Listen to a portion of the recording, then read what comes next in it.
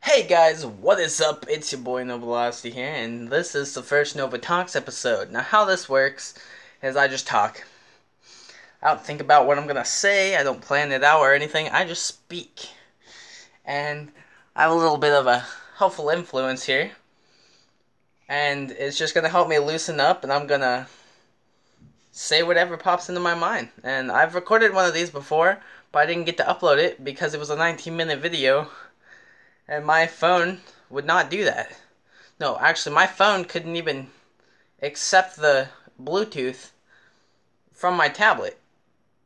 So I had to upload it from my tablet, and I tried and tried and tried. But now I have the school Wi-Fi because I started school back up. So yeah, that'll work out great. And yeah, let's get into it. I guess I'll start with some background. I guess talk about some depressing shit because that's most of my life. No, I'm gonna seem really happy. I'm gonna seem cheery, even if I'm saying something like depressing. But that's just because that's the kind of person I am. I cope with things. You know, I've lived this life for 17 years now, and pretty much all of it, I've wanted to die. I remember a faint memory of me being I was 7, I think, 7 years old, and I I tried to take my own life because I just couldn't take feeling so different. And I know that sounds ridiculous, but I just felt like I wasn't a human, you know, because nobody would treat me like a human. I would I would go to school and people would treat me like shit. And then I'd come home and people would treat me like shit. So I felt like when is my moment? And then anybody that was like a buffer at all, I would I would be like, "Hey, I want this." They'd say no and I'd complain, but I mean, I'm used to not getting what I want, so I mean, I'd complain, but I didn't expect anything of it. I'd say, "Oh, well, blah blah blah," and they'd say uh they they would say to me, "You know, Dylan, in this world you don't get everything that you want." And that was just hilarious to me because I never got what I wanted ever. I never have. 17 years still I haven't. The there's occasional moments where it's all right, but in general, like if you look from a day-to-day basis, I get treated like shit more than I get treated properly. Like like in my household, the current situation is Dylan comes home and he does everything. Yeah, this guy, no velocity, Dylan. I come home and I have to take out the trash. I have to do the dishes. I have to like clean everything, and it's all on me, And while I'm doing this, the only other child in the house, and by child I mean she's she's not a child. She's one year younger than me, but she gets treated like she's 21 and acts like she's 5. And she's sitting there watching TV while I'm doing chores, and she gets home before me. So that's fantastic. And then then they seem to seek anything that makes me happy. Like it used to be going to my grandma's house on the weekends. I used to go to her house every single weekend. I would walk over to her house just to go see her for the weekend.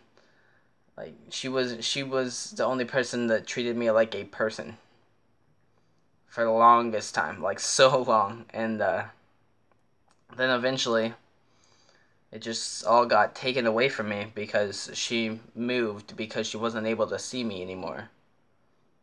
And that's because my father's female friend, still currently, but for the past like 5 or so years, I think, she started saying some negative things about my grandma. in a content or in a context that made it to where my dad was like, "You're right. He shouldn't go see her." And so now I can't see her. Well, now it's a little bit different, but then I wasn't able to see her for for anything. I would ask every weekend, and she would ask every weekend, and I could never go see her. And so she moved to Indiana. Then the first summer I got to go see her in Indiana, and that was good. That was a really good time, and I love going up there because I have family up there. And then that was more recently, her being up there, but then the next few summers I wasn't able to go up there. One of them I had a job, that's why I couldn't go up there. And then the other ones they just didn't let me. And then one other one was a vacation. We took a family vacation, so I couldn't go there. I had to spend time with my father and the woman and her kids. And I'm not gonna use names. Normally, if I'm telling, well, I mean, I don't know if I'm gonna use names. This is going to be like a long story, basically. So I'm gonna go until this video cuts out. So I'm not actually going to have a outro, and they're all gonna be random links, however long my thing goes till it cuts me off. And then I'll pick up where I left off for the next episode. And I really felt like recording this today because they left to go to Tennessee. So now I'm alone at my house for quite some time. Then I'm gonna go to my grandma's, which is nice, because it doesn't happen ever anymore. And Brutus is right next to me for some reason. What do you want? What do you want from me? Yeah, that's right. Leave. God, what? I don't know what that was all about. But then after I lost my grandma, I did have the buffer of meeting Jeremy whenever I had to move. Because, well, I moved, and then I met Jeremy before my grandma had to leave. But it was after I wasn't allowed to see her. So he became basically my new way out. My new way out of this constant repetitive hatred that I live in. And then now, so eventually they took away him as well. Like, for one, I had to move because she kicked us out of the house. Then I got to live with Jeremy for about a week because there was nowhere else to go. We were homeless because she kicked us out and put a restraining order on my dad. And then a lot of my stuff that I cared about got lost in the moving because she would not allow me in her house for some reason. And the whole fight started because of me, but it wasn't even me directly doing anything or saying anything. It was just I ate something out of the fridge, and apparently it was like old or something and wasn't supposed to be eaten. Which, I mean, if it wasn't supposed to be eaten, it shouldn't have been in the fridge, but, And then the whole fight started with that because she went crazy and my dad defended me. And that doesn't happen very often because he used to be the guy. He used to be the person that would just make me feel like shit every day. But now he's kind of, I mean, she won't talk to me about her problems with me ever, but she'll sit there and complain to my father for anything. Like yesterday, I think it was yesterday. I don't know. It was really, really recently. I have to do the dishes every day, and so I had the dishes, and there were two dishes that didn't get fully clean, so I left them in there to wash them again through the dishwasher, and she complained about that even and made it seem like I did something way worse. So whenever she complained to my dad called me in the living room, and then he said, "So you didn't load the dishwasher today?" I'm like, "No, I did load the dishwasher today." "Oh, so you didn't unload the dishwasher then?" I'm like, "No, I unloaded it too." And so it was just she over dramatized it a lot, and it happens like every day. So I mean, I cope with it every day because there's nothing I can do. I mean, really, the main thing that I could do is refuse to do the dishes. I mean, honestly, what are they gonna do? Force me? But right now I'm ungrounded, so that's not really an option because I don't feel like getting grounded again.